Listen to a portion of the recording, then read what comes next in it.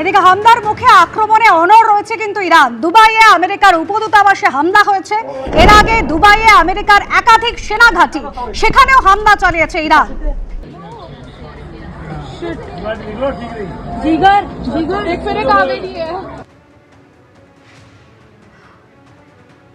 আগুন জ্বলছে, ঘন কালো ধোঁয়ায় আকাশ ঢেকেছে। একদিকে আমেরিকার প্রেসিডেন্ট ডোনাল্ড ট্রাম্পের হুঁশিয়ারি, আর তার মধ্যে ফের ইরানের নিশানায় আমেরিকার উপদূতাবাস।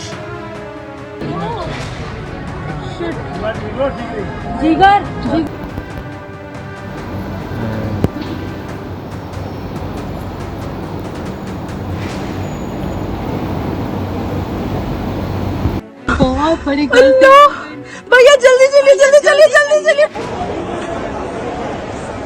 मम्मी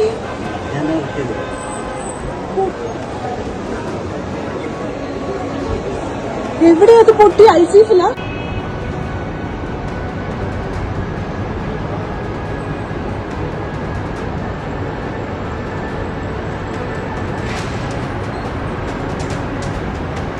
দুবাই আমেরিকার উপদূতাবাস, সেখানে কিভাবে হামলা হয়েছে দেখুন।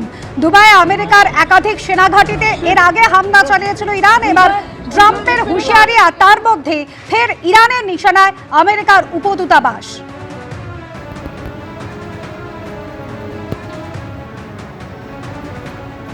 এবার লেবাননের ছবি রাখবো আপনাদের সামনে। লেবাননে হামলা চালিয়েছে ইসরায়েল, 6 জনের মৃত্যু হয়েছে।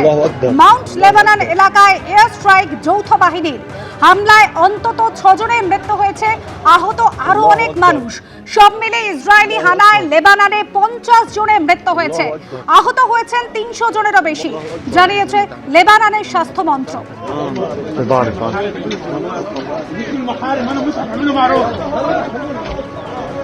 الله أكبر الله أكبر।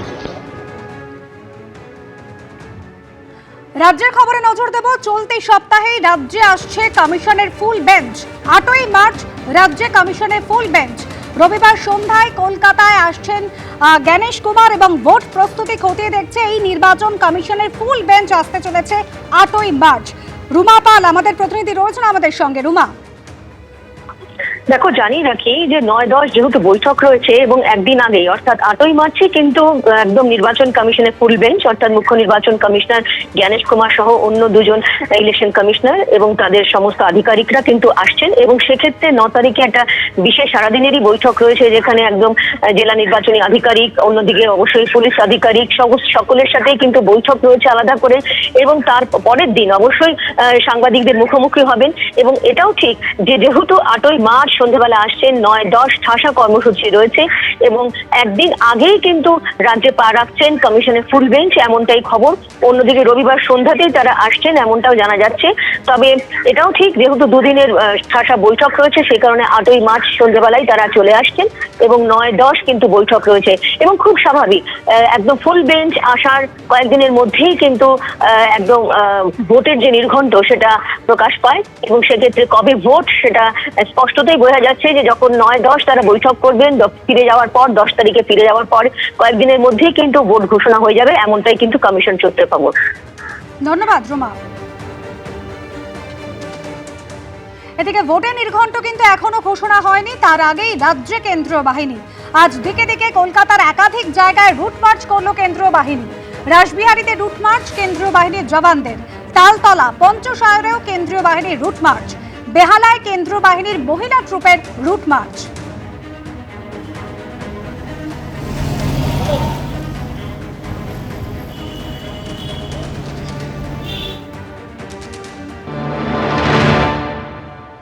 আমরা দাঁড়িয়ে রয়েছি তালতলা থানার অঞ্চলের ঠিক একটি স্কুলের সামনে, রানী রাসমণি হাই স্কুল। এই স্কুলটি হচ্ছে একটি বুথ এবং বুথের সামনেও সেন্ট্রাল ফোর্সের বাহিনীকে নিয়ে কলকাতা পুলিশের তরফ থেকে তালতলা থানার যারা আধিকারিকরা রয়েছেন, অফিসার ইনচার্জ সহ অন্যান্য আধিকারিকরা, তারা বিভিন্ন এলাকায় যেমন রুটমার্চ চালাচ্ছেন, তার সঙ্গে সঙ্গে বুথ যেগুলো রয়েছে, যে বুথে আগামী দিনে নির্বাচনের দিন বা তার আগের দিন ডিপ্লয়মেন্ট হয় এই সেন্ট্রাল ফোর্সের আমরা জানি, এবং সেই ক্ষেত্রে আগে থেকে যাতে বুথের আশেপাশে সমস্তটা চেনানো যায় সেই প্রক্রিয়া চালানো হচ্ছে।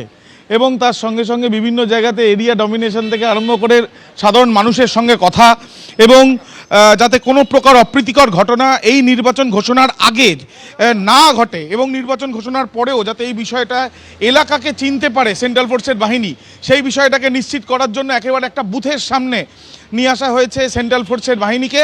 আমরা কলকাতা শহরের বিভিন্ন অঞ্চলে দেখছি আমরা যে রুট মার্চ চলছে, তার সঙ্গে সঙ্গে নতুন প্রক্রিয়ায় এই বুথের সামনেও কিন্তু সেন্ট্রাল ফোর্সের বাহিনীকে নিয়ে এসে কলকাতা পুলিশের তরফ থেকে এই চালানো হচ্ছে এই রুট মার্চ, এবং তার সাথে সাথে এলাকাকে চেনানোর যে প্রক্রিয়া, সেই প্রক্রিয়া চালানো হচ্ছে পুলিশের তরফ থেকে, সেই ছবিটাই আমরা দেখতে পাচ্ছি।